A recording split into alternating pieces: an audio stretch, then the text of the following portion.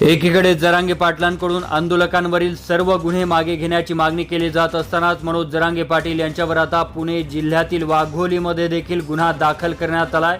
मुंबईकडे जात असताना वाघोली येथे मनोज जरांगे पाटील यांची रात्री सभा पार पडली होती।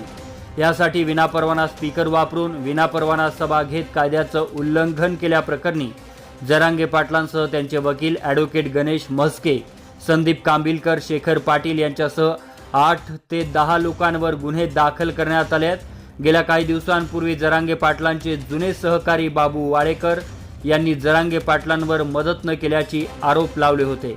या आरोपांनंतर ॲडव्होकेट गणेश म्हस्के यांनी वाडेकरांची पत्रकार परिषदेतून पोलखोल केली होती आणि यानंतर आता काही दिवसातच ॲडव्होकेट गणेश म्हस्के यांच्यावर देखील गुन्हा दाखल करण्यात आला आहे। यामुळे मराठ्यांचं आंदोलन दाबून टाकण्यासाठी सरकार दडपशाहीचा वापर करत असल्याचा आरोप मराठा समाजाकडून केला